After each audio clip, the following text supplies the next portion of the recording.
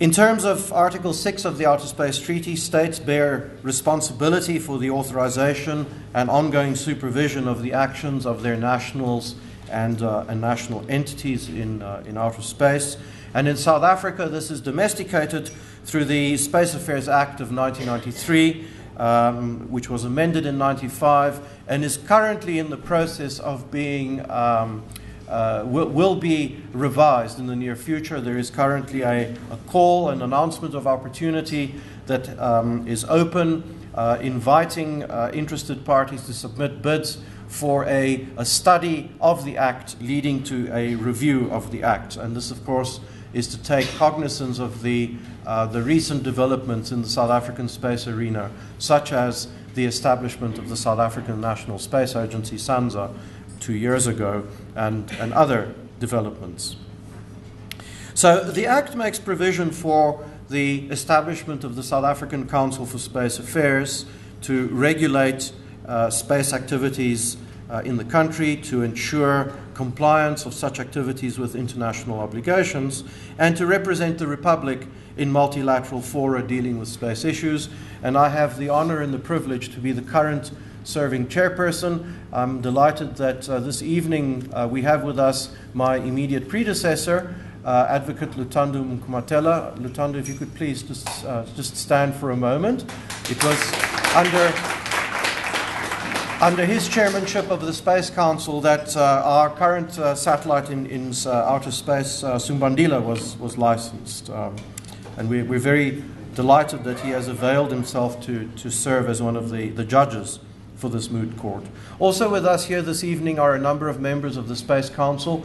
We attach great importance to the development or the promotion of space law in the country, and when we heard that there was an initiative to set up an African round of the moot court, Council was very, very supportive, and I'm glad to see that some of them have availed themselves to serve as judges, and they're here with us this evening. So perhaps if my colleagues on Council could just stand for a moment and just show people where you are, please.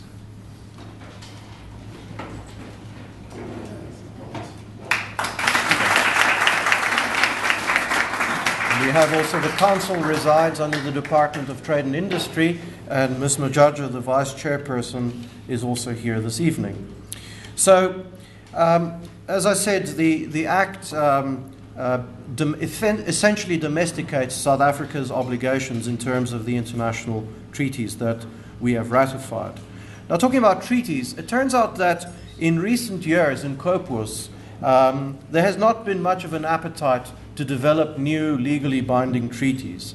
Most of the discussion has been around developing voluntary, non-binding guidelines, such as, for example, the Space Debris Mitigation Guidelines, or guidelines for the uses of nuclear power sources in outer space. And indeed, the working group that I'm involved with in COPUOS at the moment is talking about voluntary, non-binding guidelines for space sustainability.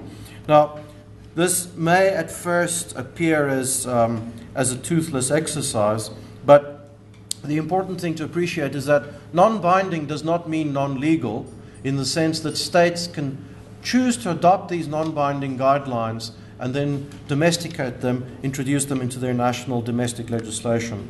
And I believe that quite a number of states are doing that, either by introducing legislation or domestic regulatory practices that essentially give legal force to a lot of these guidelines that are voluntary at international level. Now, in Africa, we are seeing the emergence of a number of space nations. South Africa is the most recent country on the continent to establish a space agency. SANSA is still a very, very new agency, and I'm delighted to see we have some SANSA folks here this evening. Algeria and Nigeria preceded South Africa in the establishment of national space agencies, and there are other countries that have some form or other of coordinated space activity, which is often a precursor to establishing a national space commission or a space agency. A number of countries in Africa, namely South Africa, Nigeria, Algeria, and Kenya, are discussing the development of a so-called African resource monitoring constellation. This is a really nice idea whereby each country would contribute one satellite to this constellation, but have access to all the other satellites, thereby greatly shortening the revisit times over their national territories. This would be the first example of a truly intra-African cooperation program, and that would open up a number of legal and policy issues. And so I think, again, fertile ground for the space lawyers here this evening. Now, having said all of that, it happens that space law capacity in Africa is really quite limited, and so there will be many issues that will arise around domestic and regional space activities that will require inputs from the legal fraternity. So events such as the Moot Court provide opportunities to build this capacity in Africa. The Moot Court, as you know, is a very long-standing competition. It's very prestigious. It is based on regional rounds, which up until now have not included an African round. So this is the very first African round that's being held here in South Africa this year. And we're delighted to have participation from Nigeria and Kenya as well, and we look forward to this increasing in the coming years. The Moot Court final is judged by judges from the International Court of Justice, and last year at the International Astronautical Congress that was hosted in Cape Town, there was it wasn't an African round because it was too late to have that, but there was an African component of the Moot Court competition, and the International Court of Justice judges who came out to judge the Moot Court also availed themselves to judge the African contestants in a separate parallel round, and they were all very praising of the level of argument and knowledge that was shown by the African contestants. So I am very much looking forward to a successful African round, and also to the first time that Africa will take the cup in the International Moot Court final. So to end off, I just want to thank a number of people who made the Moot Court round in Africa possible.